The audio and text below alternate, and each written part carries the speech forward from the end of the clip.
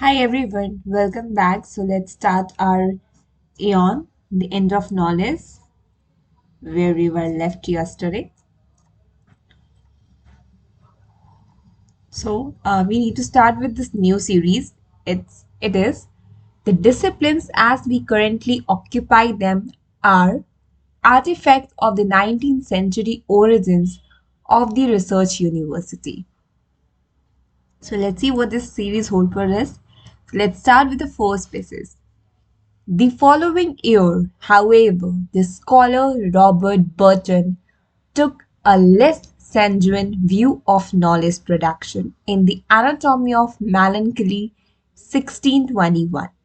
Considering the lot of our divines, the most noble profession, and the worthy of double honor, who despite what worthiness had little hope of material reward, or encouragement, he asked rhetorical, to what end should we study? Why do we take such pains? The unenviable certitude of the natural philosopher juxtaposed with the highly relatable lament of the humanist scholar suggests a division between modes and objects of inquiry that remain stereotypical of the STEM humanity divine.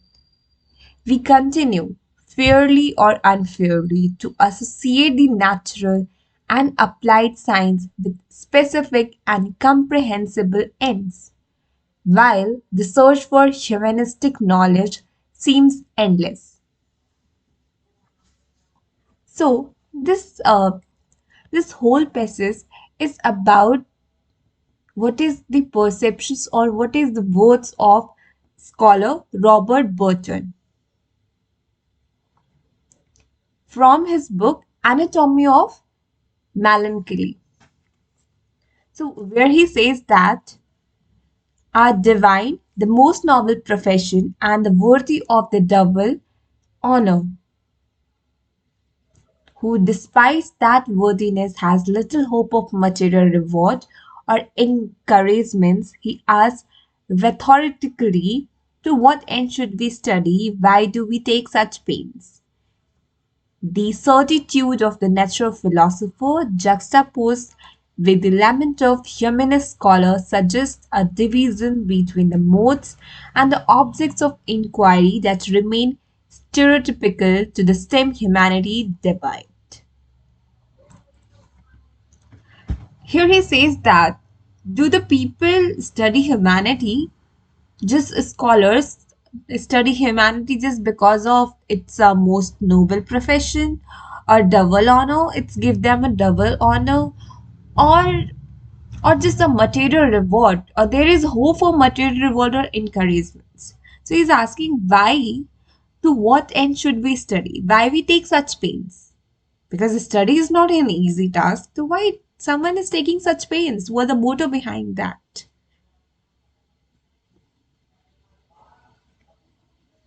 And it just suggests he suggests that there is a divisions between the modes and the objects of inquiry that is still a stereotypical. And later what he says, we continue fairly or unfairly to associate the natural and applied science with the specific and comprehensible ends, with the search of humanistic knowledge seems endless. So he says that in applied science, any research or any knowledge is it have some specific ends, but in humanities it is endless. So we can't just say that what we want, what is the end of our study, what is there is earlier we just studied that there here is authors describing our two kind of ends. The first one is end means what's your end goal, and the second one is end completion of the project. So here author is says that in science fields we can say that there is an end, but in humanities it is completely endless. So, what is the title of this whole passage is The Words of Scholar Robert Burton. And what we can take from here is that the first, our divines, the most noble profession and the worthy of the double honor, who despite that worthiness had little hope of material reward or encouragement, and a division between modes and objects of inquiry that remain stereotypical of the STEM humanities divide.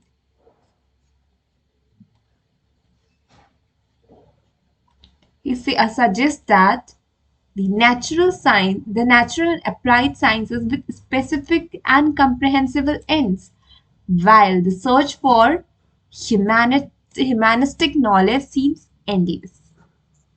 That's all for this passage. Let's moving toward the next one.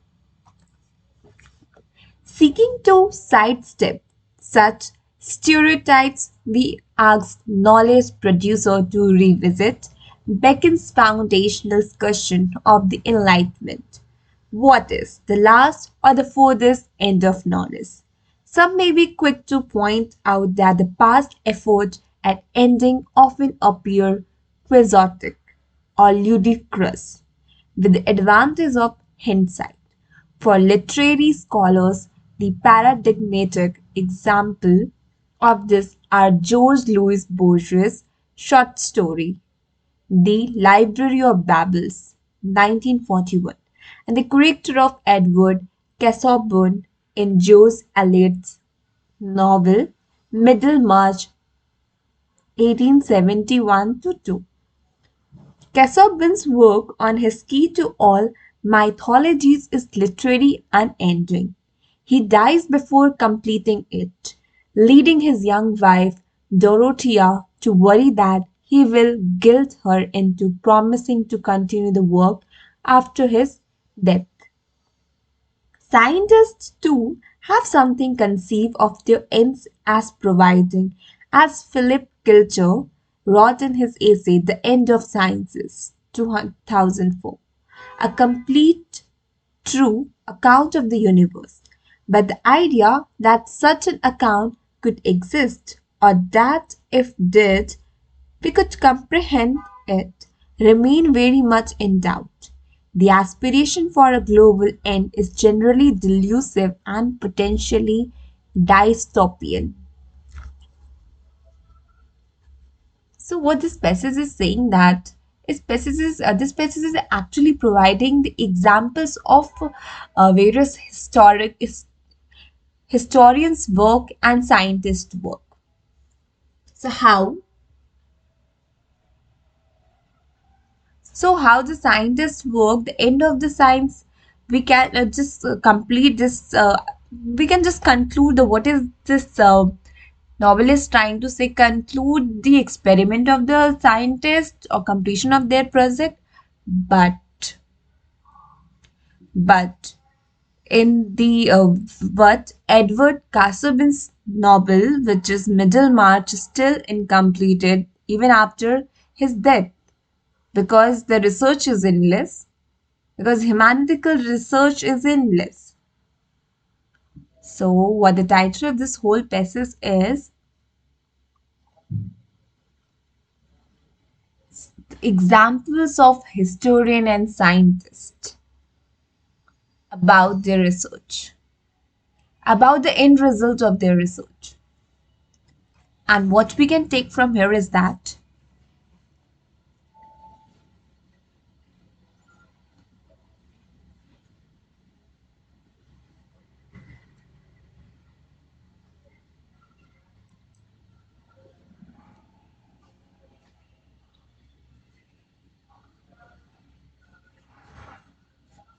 so Cavan's first one is the Cavan's work on the keys to all mythology, literary unending.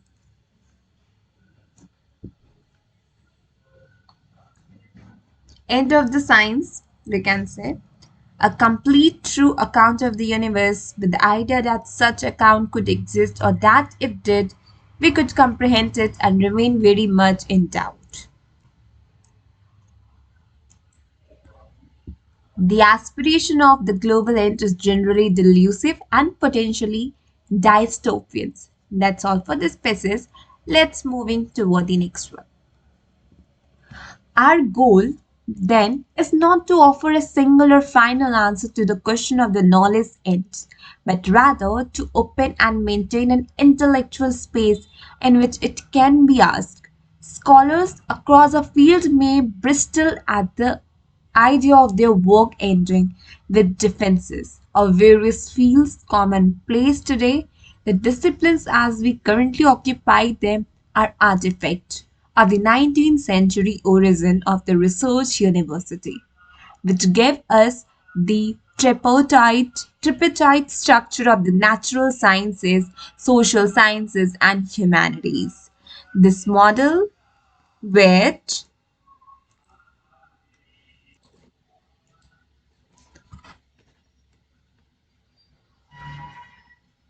This model, which trains scholars in narrow but the deep disciplines, emerged out of the Enlightenment's 200-year shift away from the medieval curricular division of the trivium, grammar, logic, and rhetoric, and the quadrivium, arithmetic, geometry, music, and astronomy. The rise of the research university, first in Germany and then in United States, put an end to the system. So this passage is talking about the start of research university. So what we can just get from here is that our goal then and now to offer a single and final answer to the question of the knowledge end, but rather to open and maintain an intellectual space in which it can be asked. Scholars across a field may bristle at the idea of their work ending with defense of various fields commonplace today. This discipline, as we currently occupy them, as artifact of 90th centuries origin of research university. So this passage is saying that to justify their or to just defend their end of the knowledge, the scholars the scholars started get an idea to start expressing the end of their research at a common place, which is the reasons there is the origin of research university. They started research universities is building because the motto is where the scholars present their end goal of their work, which gave us the tripartite structure of the natural sciences and the social sciences and humanities. This model, which trains scholars in a narrow but a deep discipline, emerges out of Enlightenment 200-year shift away from the medieval curricular divisions of the trivium, grammar, logic, rhetoric, and the quadrivium, arithmetic, geometry, music, and astronomy.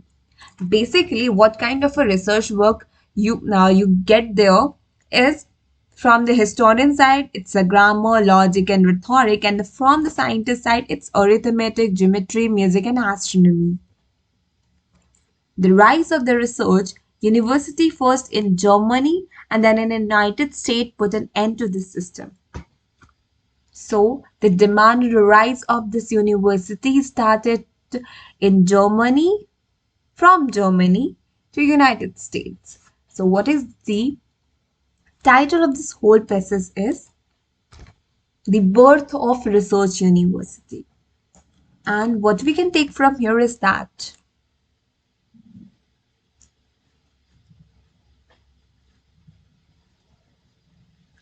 the scholars across the fields may bristle at the idea of their work ending with defense of various fields at common place, which is the research university.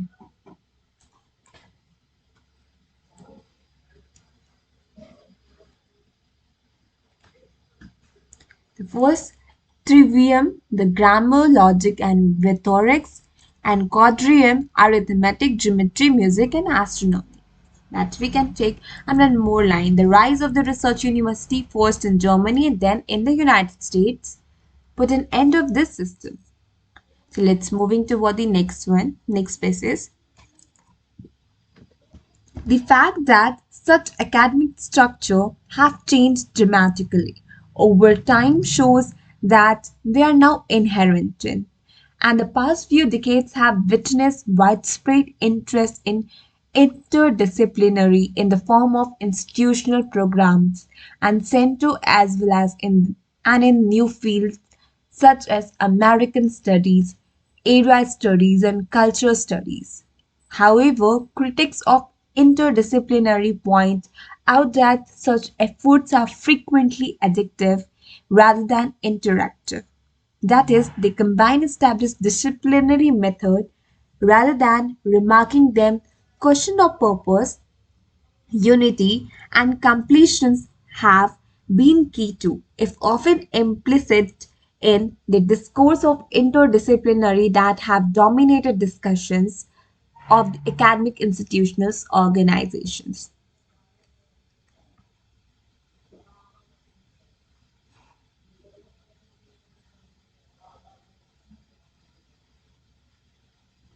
So it's this passage is talking about the dramatically change in the structure of academics.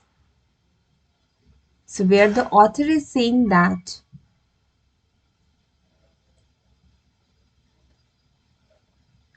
now the interest is dramatically changed in the new fields such as American studies, area studies, and cultural studies.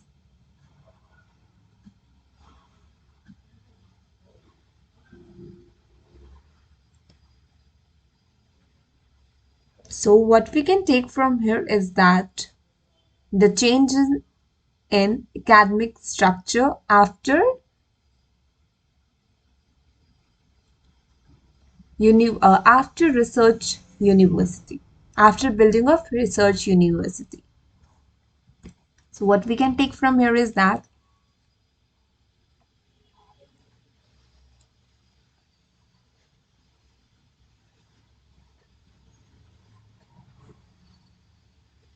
the interest in widespread change in interest in interdisciplinarity in the form of the institutional program and the center as well in the new fields such as American studies, area studies, and cultural studies. Efforts are frequently addictive rather than interactive. They combine established disciplinary methods rather than remarking them.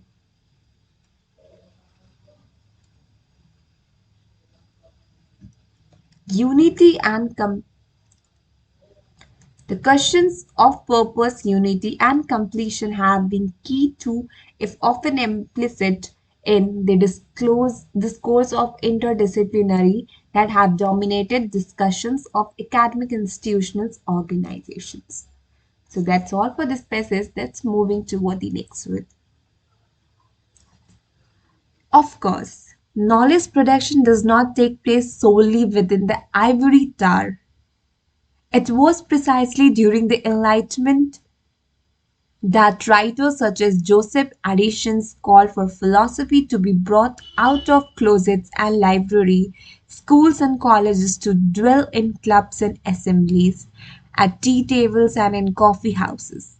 The period saw the takeoff of improvement society, which initially focused on agriculture and public infrastructure, but soon expanded to include the arts and sciences more broadly. Some of these organizations, such as Britain's Royal Society, originally the Royal Society for Improving Natural Knowledge, remain important institutions from bridging the continuing gap between universities and the public.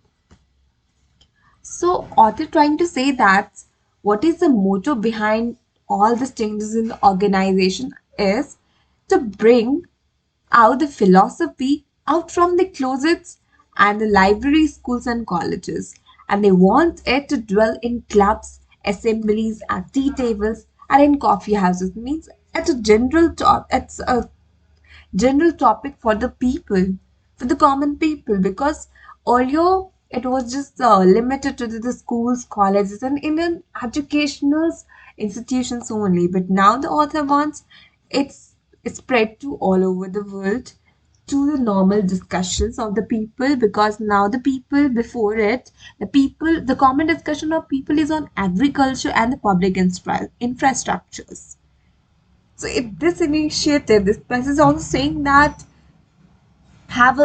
get some light by the changes in the British Royal Society, which is because they are now discussing about the improvement of the natural knowledge. So British Royal Society play the important role in bridging the gap between the university and the public. So what is the title of this passage is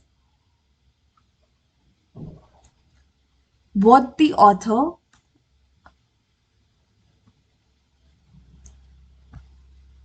no what the author not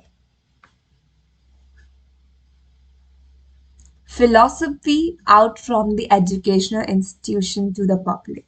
That's the title of this passage. And what we can take from here is that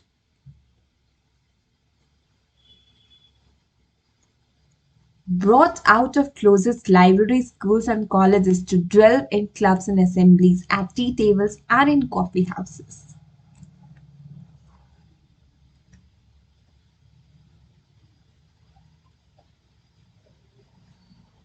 Initially, the focus on agriculture and the public infrastructure, but soon expanded to include the arts and science more broadly. An organization, British Royal Society, originally the Royal Society for Improving Natural Knowledge, remained the important institute for bringing the continuing gap between university and the public. That's all for this passage. Let's moving toward the next bit. But other extra academic efforts have had the goal of repudiating the university rather than connecting with it. The Thile Fellowship, founded by the right-wing venture capitalist Peter Thiel, provided the recipient with a 2-year, 1 lakh US dollar grant on the condition that they drop out or skip university in order to build a new thing instead of sitting in classroom. For many, academic organizations appear moribund and continuing improvement require new institutional arrangements. Ending one institutional arrangement often happen in the name of starting something new. So this passage is talking about the ideology of the Peter-Thiles, the ideology of the scholarship provided by the Peter-Thile, where he want the people or a student, he just ready to give a 1 lakh US dollar just to drop out of the university and skip the classes and starting something new instead of sitting in classroom, which which is not a good sign for the educational institution, because some of the institutions now, the because of that movement, now the institution trying to improve themselves, this kind of scholarship really harm the things, really harm whatever they decide, whatever what really harm the improvements, and maybe it's cause the end of any institutions. So what is the title of this whole passage is ideology behind the Thai fellowship. So what we can take from here is that provide a recipients with a 2-year 1 lakh US dollar grant on the condition that they drop out of a, or escape a university in order to build new things instead of sitting in classrooms.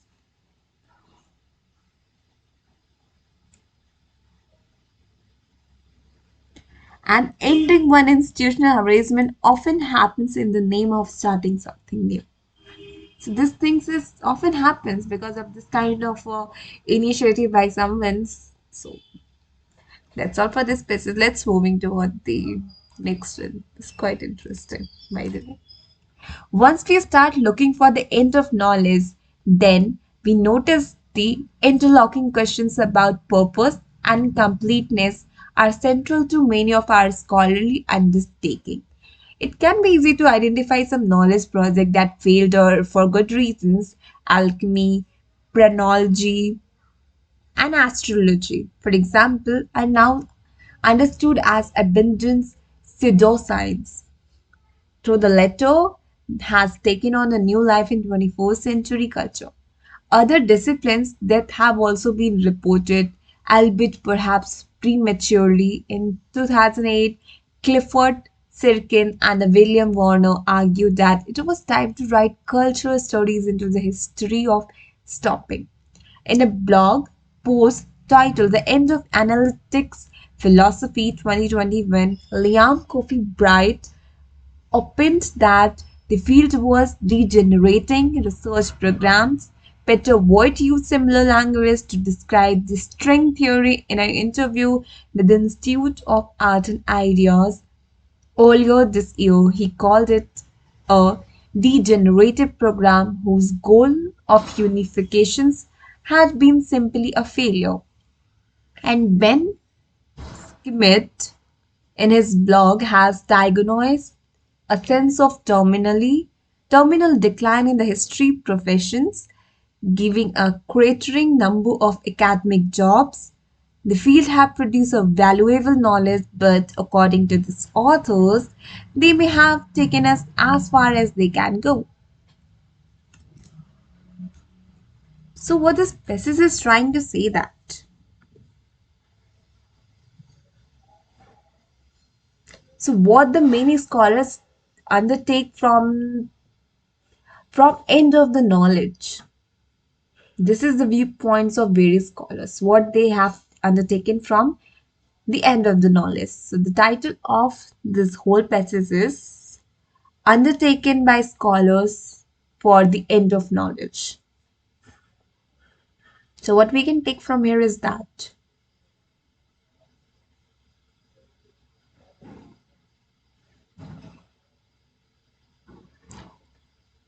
the first is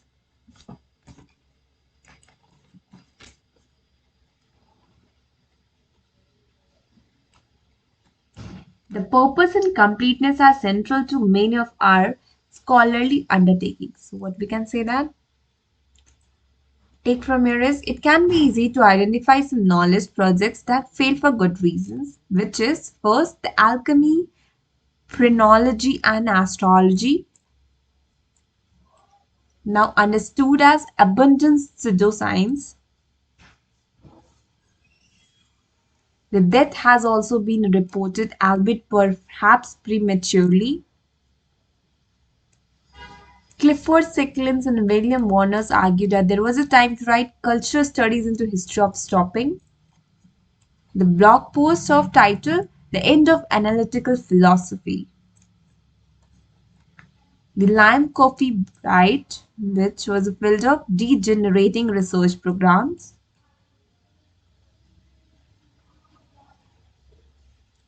And the Pretterworth's Rewrite, degenerative programs.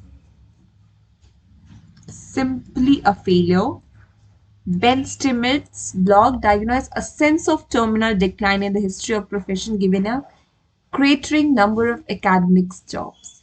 These fields have produced a valuable knowledge, but they may have taken us as far as they can go. That's all for this passage. Let's moving to the next one. How long ago it is? Okay, second last. Rather than focusing on a single field, we survey the knowledge producer from across humanities, social science and natural science, inside and outside the university, to answer the same question, what are the end of your discipline? While we encourage them to consider multiple kinds of ends, we did not prescribe a definition for the term, and we recognize that some would reject the premise itself. We did not expect consensus, but we did find out of commonality. This synthesis approach reveals four key way in which the understand in which emerges collective in as tellus, in as terminus, and end as termination, and end as apocalypse.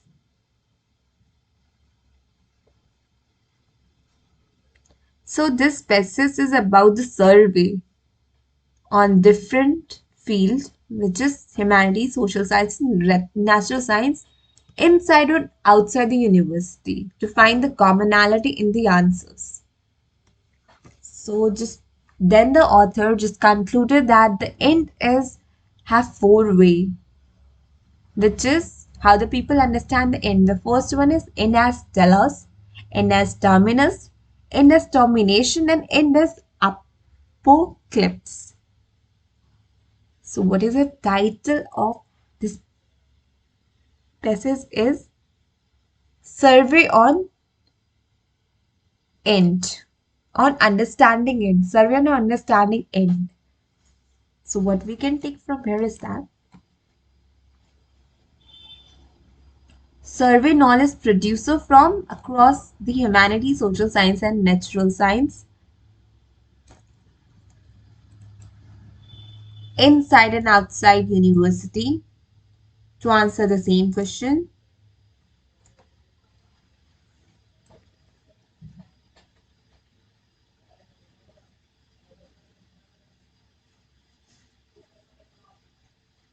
Four key, four key the way in which understand ends.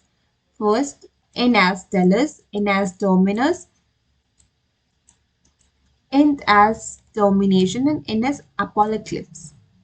So that's all for this passage. Let's moving toward the last passage of today's video. This first two definitions relate most directly to the work of discipline or an individual scholar. What is the knowledge project being undertaken? And what would it mean for it to be complete? Most scholars are relatively comfortable asking the former questions even if they do not have clear answer to it, but have either never considered the latter or would consider the process of knowledge production to be always infinite because the answer one question necessarily lead to new one. We argue that even if this were true and a particular project could never be completed within an individual lifetime, there is a value in having an identifiable endpoint. The third meaning, dominations, and refer to the institutional pressure that may discipline are facing. Many disciplines are facing. The closure of the centers, departments, and even a whole school, along with political pressures and the public hostility.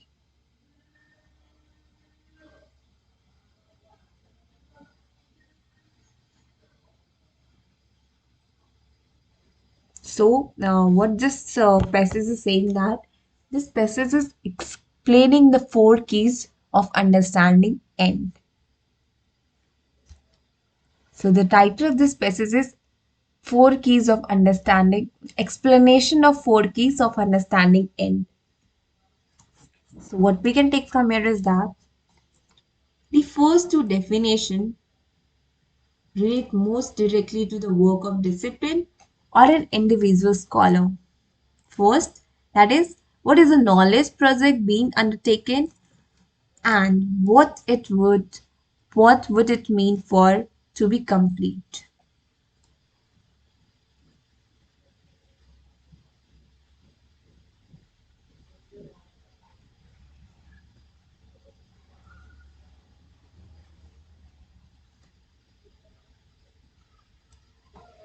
The third meaning domination refer to institutional pressure that many disciplines are facing.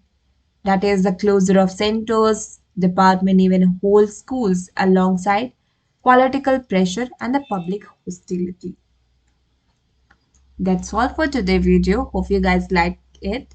See you guys tomorrow with the new series of this essay. As of now, have a great day.